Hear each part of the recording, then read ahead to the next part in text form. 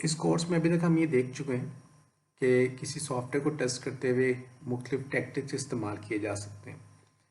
हम ये देख सकते हैं कि किस वक्त वेरिएबल्स पर इक्वलेंस क्लास टेस्टिंग परफॉर्म करनी है, कब हमें डोमेन टेस्टिंग परफॉर्म करनी होगी ओवरऑल। हम ये देख चुके हैं कब हमें डिसीजन टेबल की ज़रूरत पड़ती है, कब हम बाउंड्री वैल्यू एनालिसिस परफॉर्म करते हैं। बिल्कुल ऐसे ही हमने ये भी देखा कि सॉफ्टवेयर के डिफरेंट व्यूज़ को मद्देनज़र रखते हुए टेस्टिंग की जा सकती है। हम वाइट बॉक्स व्यू भी ले सकते हैं और ब्लैक बॉक्स व्यू भी ले सकते हैं। ये तमाम के तमाम करते हुए काम करते हुए हम जो अप्रोच इस्तेमाल कर रहे होंगे आज उसके बारे में बात कर लेते हैं। ये जो अप्रोच होगी हमारी, ये या तो ऐसी होगी कि पहले दिन से ही आप टेस्टिंग की एक्टिविटीज़ शुरू कर दें, टेस्ट डिज़ाइन शुरू कर दें एंड सो ऑन, और उसके बाद एग्जीक्यूशन परफॉर्म करें। या फिर ये हो सकता है कि जब हमारे पास एप्लीकेशन एग्जीक्यूशन के लिए आ गई है, एप्लीकेशन बन चुकी है, अब इसके बाद हम टेस्टिंग उसकी जो शुरू करने जा रहे हैं, तो वो एप्लीकेशन को समझने के बाद हम टेस्ट करना शुरू करें और हमारे टेस्ट्स जो हैं वो एक टेस्ट को देखकर दूसरा टेस्ट और दूसरे को देखकर तीसरा टेस्ट बनता जा रहा हो। इनमें से पहली अप्रोच को हम कहते हैं स्क्रिप्टेड टेस्टिंग की अप्रोच और दूसरी को कहते हैं एक्सप्लोरेटरी टेस्टिंग की अप्रोच। आज हम ज़रा अपनी डिस्कशन इन दोनों के ऊपर करेंगे।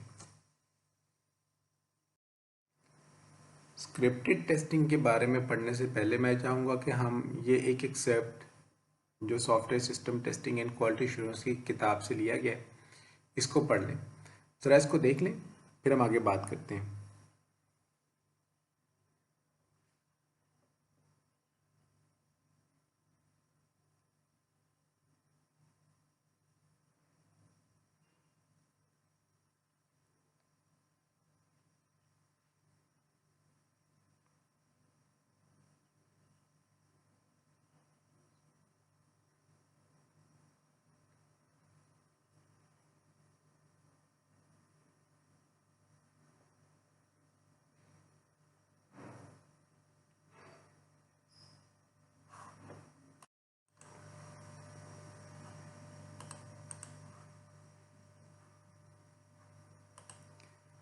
जी, तो हमने देखा कि टेस्टिंग के बारे में भी, जैसे इसको पूल के साथ यहाँ पर एक तरह से कह रहे हैं कि एनालॉजी ड्रॉ की गई है।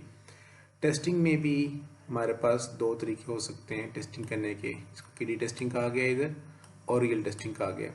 किडी टेस्टिंग से हम यही मुराद ले सकते हैं कि हमने जो कुछ भी टेस्ट किया, वो जैसा भी सिस्टम ने बिहेव किया, वो would say alright, this was what was expected from the system. जबकि रियल टेस्टिंग में जो इम्पोर्टेंट चीज़ यहाँ पर नज़र आ रही है, the outcome is predicted and documented before the test is run.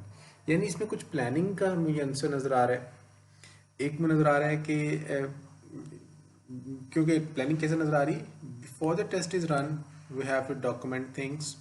यानी हमें पता होगा कि ये हम किस वक्त रन करेंगे, हम उसको रन करने से पहले लिख भी रहे हैं कि हम क्या रन करेंगे, और उस लिखते हुए हम क्या कर रहे हैं, हम देख रहे हैं कि इस पर हमें एक्सपेक्टेड क्या होगा। जो एक्सपेक्टेड क्या होगा ये हमें कहाँ से मिलेगा, ये हमें रिक्वायरमेंट से मिलेगा। तो इस एक्सेप्ट से हम जो चीज़ें निकाल सकते हैं वो ये हैं कि स्क्रिप्टेड टेस्टिंग करते हुए रिक्वायरमेंट्स का बड़ा इंपॉर्टेंट रोल होगा, डॉक्यूमेंटेशन का रोल होगा। ये डॉक्यूमेंटेशन आपकी रिक्वायरमेंट्स या डिज़ाइन की डॉक्यूमेंटेशन नहीं है यहाँ पे, इससे मुराद यहाँ पे टेस्ट डॉक्यूमेंटेशन मुराद है, बिकॉज यू हैव टू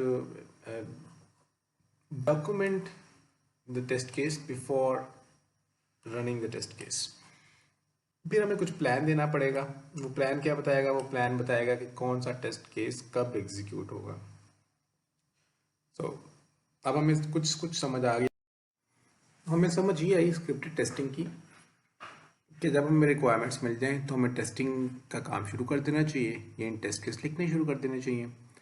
जब रिक्वायरमेंट्स मिल गई हैं, हमने टेस्ट केस लिखने शुरू कर दिए, तो इसका मतलब है हमें टेस्ट केस डिज़ाइन करने शुरू कर दिए। इन टेस्ट केसेस का डिज़ाइन यकीनन कुछ प्रिंसिपल्स के तहत होगा। वो डिज़ाइन मुकम्मल होने के बाद हम इंतज़ार करेंगे सॉफ्टवेयर का कोड अवेलेबल होने का। जब कोड अवेलेबल होगा तो हम इन डिज़ाइन टेस्ट केसेस को एग्जीक्यूट करेंगे। तो स्क्रिप्टेड टेस्टिंग ये सब कह रही है कि आप रिक्वायरमेंट्स आने के बाद टेस्ट केस डिज़ाइन शुरू कर दें, और टेस्ट केस डिज़ाइन होने के बाद कोड लिखे जाने के बाद उनको एग्जीक्यूट भी करें, और ये सब कुछ एज एक प्रॉपर प्लान के तहत हो रहा होगा। तो ये तमाम के तमाम जो स्टेप्स हमें नज़र आ रहे हैं, टेस्ट प्लानिंग इसके अंदर एक हिस्सा लग रही है, टेस्ट एग्जीक्यूशन एक हिस्सा लग रही है, और फिर एग्जीक्यूशन के बाद यकीनन रिपोर्टिंग भी एक हिस्सा होगी इस पूरे प्रोसेस का। ये तमाम काम हम किस तरह के सिनेरियोज में कर सकते हैं? क्या ये हम वाटरफॉल मॉडल इस्तेमाल करते हुए कर सकते हैं कि नहीं कर सकते? लगता तो बिल्कुल ऐसे है कि कर सकते हैं। वाटरफॉल मॉडल या वी मॉडल इस्तेमाल करते हुए हमें रिक्वायरमेंट्स बड़ी अच्छी मिल जाएंगी। रिक्वायरमेंट्स अच्छी तरह से डॉक्यूमेंट हुई होंगी तो हम उसमें से टेस्ट केस एक्सट्रैक्ट कर सकते हैं। उनके अगेंस्ट टेस्ट केस लिखने के बाद हम उन टेस्ट केसेस के लिए औकात भी रख सकते हैं, किन औकात में उन्हें एग्जीक्यूट होना है। वाटरफॉल मॉडल और वी मॉडल दोनों के दोनों हमें एक फेज़ देते हैं टेस्टिंग का, तो हमें पता है कि उस टेस्टिंग के फेज़ में आके टेस्ट केस एग्जीक्यूशन होनी ही है। तो वो जो टेस्ट केस एग्जीक्यूशन होगी, वो टेस्ट केस एग्जीक्यूशन हम एक यकीनन प्लान में लिखा होगा कब होगी। उसके अलावा भी for example rapid application development के अगर कोई मॉडल्स हैं तो हम वो वाले भी इस्तेमाल कर सकते हैं। रैट इटसेल्फ एक मॉडल भी है जिसमें हम पैरेलल टीम्स में काम कर रहे होते हैं, वहाँ पर भी हम स्क्रिप्टेड टेस्टिंग को एम्प्लॉय कर सकते हैं, क्योंकि हमें रिक्वायरमेंट्स तो पता है, रिक्वायरमेंट्स नज़र आ गई हैं हमें एक मरतबा। वो रिक्वायरमेंट्स आने के बाद हम टेस्ट केस का डिज़ाइन कर सकते हैं। पैरेलल टीम्स में डिज़ाइन भी हो सकता है टेस्ट केसेस का, और एग्जीक्यूशन भी हो सकती है टेस्ट केसेस की। तो स्क्रिप्टेड टेस्टिंग इस तरह के तमाम सिनेरियोज में जहाँ पर हमारे पास रिक्वायरमेंट्स अवेलेबल हों हम कर सकते हैं। अगर रिक्वायरमेंट्स बहुत ही अच्छे तरीके से वेल रिटन ना हो तब भी हम किसी हद तक, रिक्वायरमेंट्स अगर नोन हो लेकिन वेल डॉक्यूमेंटेड ना हो तो हम किसी हद तक स्क्रिप्टेड टेस्टिंग का काम कर सकते हैं। वहाँ पर हमारे जो स्क्रिप्टेड टेस्ट केसेस होंगे they can act as de facto requirements. लेकिन अगर रिक्वायरमेंट्स बहुत ज़्यादा वोलेटाइल हों, बहुत ज़्यादा चेंज हो रही हों, अनस्टेबल हों, तो वहाँ पर शायद हमारे लिए ये करना मुश्किल होगा, स्क्रिप्टेड टेस्टिंग को फॉलो करना मुश्किल होगा। तो जो चीज़ें हम देखना चाहते हैं कि स्क्रिप्टेड टेस्टिंग को कामयाब बनाने के लिए, या क्या ऐसे कहना चाहिए कि स्क्रिप्टेड टेस्टिंग को एप्लीकेबल बनाने के लिए इस्तेमाल होती हैं, वो ये 3 चीज़ें हैं जो मेंशन हुई हैं। इनमें से एक रिपीटेबिलिटी है, दूसरी ऑब्जेक्टिविटी और तीसरी ऑडिटेबिलिटी।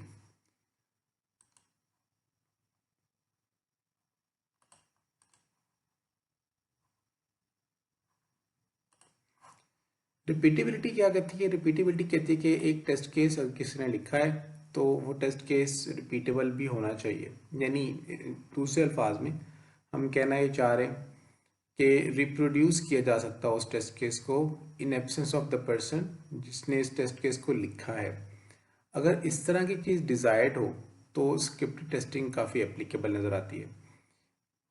इसको अगर हम थोड़ा सा मज़ीद देखें इस कॉन्सेप्ट को, रिपीटेबिलिटी कॉन्सेप्ट को, तो ये कहते हैं कि टेस्ट केस इस अच्छे लेवल ऑफ डिटेल पर लिखे गए हों कि in absence of the author हम बिल्कुल वैसे ही इसको एग्जीक्यूट कर सकें जैसा कि ऑथर ने एग्जीक्यूट करना था।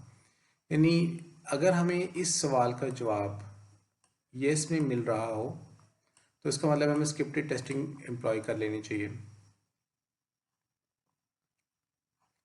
अब या इसको ऐसे कहना चाहिए कि if we want that a test case can be executed should be executed by someone other than the author in identical way, तो हमें स्क्रिप्टेड टेस्टिंग इस्तेमाल कर लेनी चाहिए। ये जो रिपीटेबिलिटी का एस्पेक्ट है वो क्या करेगा, वो मेक श्योर करेगा कि the test case can be executed by someone other than the author in an identical way. यानी लेवल ऑफ डिटेल बड़ा अच्छा होगा लिखे हुए टेस्ट केस का। दूसरी चीज़ जो एप्लीकेबिलिटी को के बारे में हमें टेस्ट बताती है कि ये स्क्रिप्टेड टेस्टिंग एप्लीकेबल है या नहीं, वो ऑब्जेक्टिविटी है। अगर ऑब्जेक्टिविटी में डिजायर्ड हो तो हमें यकीनन वंस अगेन सोचना चाहिए स्क्रिप्टेड टेस्टिंग की तरफ। ऑब्जेक्टिविटी का एस्पेक्ट क्या कहता है? ये एस्पेक्ट कहता है कि जो भी टेस्ट केस बना हो, जो भी टेस्ट केस लिखा गया हो, it should have been created and documented based on well understood test design principles. यानी हमें किसी ने समझाया कि अगर वेरिएबल्स इस एक तरह के हों या वेरिएबल्स मुख्तलिफ वैल्यूज़ ले रहे हों, मुख्तलिफ रेंजेस में वैल्यूज़ ले रहे हों, तो हम शायद इक्वलेंस क्लासेस का इस्तेमाल करके अच्छी कवरेज भी कर सकते हैं। और हम बाउंड्री वैल्यू एनालिसिस करके उन वेरिएबल्स की इक्वलेंस क्लासेस की बाउंड्रीज के ऊपर टेस्ट परफॉर्म कर सकते हैं और कुछ तरह के फॉल्ट्स पकड़ सकते हैं। या अगर हमारे पास बहुत सारे कॉम्बिनेशन ऑफ वेरिएबल्स हों तो हम उन वेरिएबल्स के कॉम्बिनेशन शायद पेयर वाइज चेक कर सकते हैं। ये कुछ डिज़ाइन प्रिंसिपल्स होंगे जो हम इस्तेमाल कर रहे होंगे। टेस्ट के डिज़ाइन के प्रिंसिपल की बात हो रही है, तो हमारे टेस्ट केस किसी न किसी डिज़ाइन प्रिंसिपल के तहत बनने चाहिए, ना कि किसी इंडिविजुअल की स्पेशल स्किल के तहत बने हुए हों। अगर हमारे टेस्ट केसेस किसी इंडिविजुअल की स्पेशल स्किल के तहत बने हुए हैं तो इसका मतलब है उन टेस्ट केसेस में ऑब्जेक्टिविटी शायद वीक होगी, कम होगी, क्योंकि ये दिस इज़ क्वाइट पॉसिबल कि एक टेस्टर की स्किल की बेस पर बने हुए टेस्ट केसेस डिज़ाइन प्रिंसिपल्स को भी फॉलो कर रहे हों, लेकिन असल में वो टेस्टर इंडिपेंडेंट होने चाहिए थे, वो डिज़ाइन प्रिंसिपल को फॉलो करते हुए टेस्ट केस होने चाहिए थे, ना कि स्किल्ड पर्सन की स्पेशल स्किल्स या एक्स्ट्राऑर्डिनरी स्किल्स की बेस पर बने हुए हों। तो अगर हमारे कुछ टेस्ट केसेस ऐसे हैं कि उनको क्रिएट करने के लिए कोई ख़ास एक्स्ट्राऑर्डिनरी स्किल्स चाहिए कुछ लोगों की, तो इसका मतलब है हमारे उन टेस्ट केसेस में ऑब्जेक्टिविटी लो है। तीसरी चीज़ ऑडिटेबिलिटी है। ऑडिटेबिलिटी क्या कहती है? ऑडिटेबिलिटी कहती है कि हमारे टेस्ट केसेस ट्रेसेबल होने चाहिए। ट्रेसेबिलिटी होनी चाहिए। वंस अगेन इट इंडिकेट्स कि वहाँ पर कुछ डॉक्यूमेंटेशन इंपॉर्टेंट है। ट्रेसेबिलिटी क्या करेगी? ट्रेसेबिलिटी वुड मेक श्योर कि हम एक टेस्ट केस को अगर पिक करें, चूज़ करें, तो हम बता सकते हैं कि किस रिक्वायरमेंट के साथ इसका ताल्लुक है और कौन से डिज़ाइन मॉडल के साथ ये लिंक हुआ है, या किस कोड सेगमेंट को या किस कोड को इस टेस्ट केस ने कवर करना है। तो ट्रेसेबिलिटी वाला एस्पेक्ट अगर है तो इसका मतलब हम अच्छी ऑडिटेबिलिटी अचीव कर सकते हैं। अगर ऑडिटेबिलिटी रिक्वायर्ड हो तो हमें स्क्रिप्टेड टेस्टिंग की तरफ जाना चाहिए। ट्रेसेबिलिटी के बारे में अगर हम जैसे हमने ऊपर दोनों एस्पेक्ट्स के साथ एक एक सवाल को एसोसिएट किया था, तो हमारी ऑडिटेबिलिटी अच्छी होगी अगर हम इस सवाल का जवाब येस में दे रहे होंगे। Can we trace a test case to and from requirements, design and code?